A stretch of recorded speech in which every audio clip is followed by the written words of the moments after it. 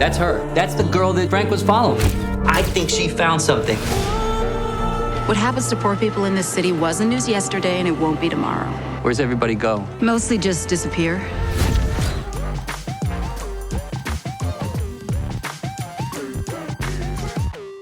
I was born in Brooklyn, so just the Where? title, Brownsville. Okay. Yeah, so just the title alone got me, curious. What's going on with this story? But it was interesting to see the behind the story of what we all today talk of as gentrification.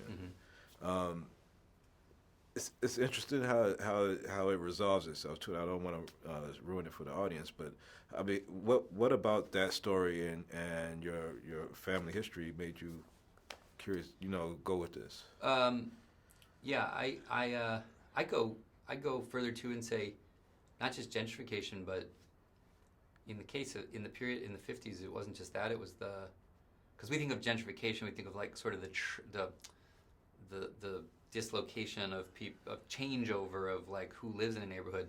Yeah. In those days, like the one character says, this isn't slum removal, this is Negro removal. It wasn't about they didn't move people out. They completely raised stable, diverse, rich communities, and built the worst slums in the world. They built the projects. And so they took a thing that was rich, stable, vital, part of the vitality of a city, and they created these literally poverty traps, we would now call them. Wow. And it's like and we live with we live in the consequences of this thing, and now they seem like very difficult problems to solve because you can't unmake that. And in a way, part of the danger, I think, is absorbing these things is like intrinsic, and you go, no, these were things that were done with intent and by design. And that is that's the shadow story under the story that we tell ourselves about what's America all about and what are our values and what are our principles. And the answer to your question is, I think there's a tradition in American films, noir films, if you want to call them that, but where we say like, hey, that shadow narrative, we're going to go in it, and if what we find is people with a kind of power doing things that, then we're going to start to like try to be a thorn in its side. The detective is kind of like all of us saying, we'll go along with this for a little bit, but we're not going to go along with it all the way. And that's why I think it's healthy. It's like we're gonna acknowledge that there's a shadow narrative, right? Right. But I got interested in that because my grandfather was a very progressive thinker about cities. He was sort of the antithesis of Alec Baldwin's character. He really believed in sustaining and revitalizing communities, not like sort of in infrastructure in a way. And I was very inspired by him. He inspired a lot of people. His work in New York was really significant in terms of the revitalization of the South Bronx and lots of other places. And I just wanted to. You've marinated in. So I worked for him in New York. Somehow I wanted to find a way, not a documentary. I wanted to find a way that was a fun story, a compelling story to unearth some of that. And you do that, especially with Google and some other characters. Michael K. It was the law. That it? No. I'm just ahead of it.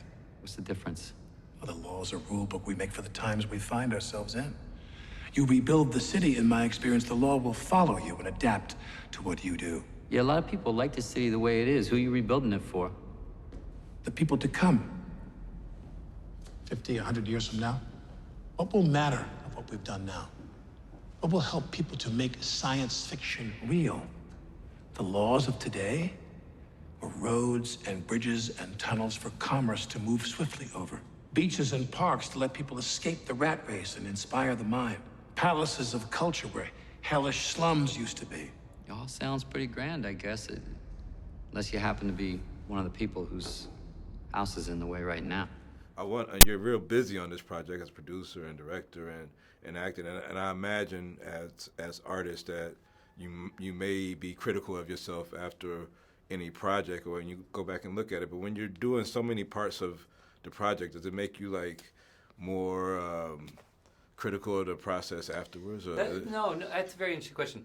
I'd say there's a higher risk of that, yes, because you're going to assess your own work on all these dimensions and things.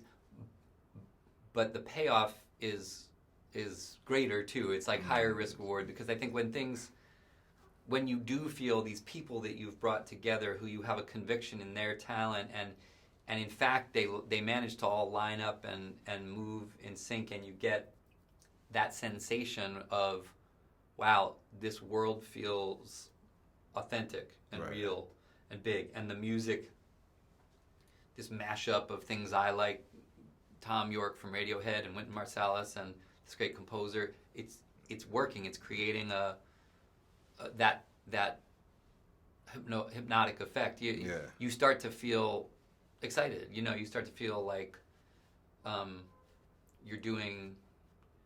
Look, we're all influenced by something. I mean, it's funny. I talked to Spike Lee about this because one of the things I love about Spike is the same thing I love about Martin Scorsese, which is they're highly original, distinctive filmmakers, but they are like film historians. They're the first ones to say to you, this film, I borrowed from this, I studied from this. They talk about influence because they know that their voice is original and they bend those things through themselves. And I wanted to I was very affected by LA Confidential and those types of things. But I was also affected by Do the Right Thing. Like Do the Right Thing, there's a guy, he wrote, acted, produced, and directed a movie about his own community. He did it stylistically, dynamically, and he did it efficiently. And when I worked with Spike, he made the 25th Hour in 26 days. It melted my mind that he worked that way, and it affected me a lot. I was like, wait a minute, you can do these things. They don't have to be these massive behemoths. You can do it. And I also think he's never talked down to audiences. He's always believed that people can handle and will be stimulated by talking about complex social issues, right? Yeah. And I appreciate that too. I like not being. So I was like, the people that come before you that inspire you, if you really fully absorb what they've done, they give you the confidence to say, let's not back off. Let's not talk down to people or be afraid to try to make a fun ride, but that has actual texture and intelligence and ideas in it. Everybody's eating a lot of cheeseburgers already. They don't need another one.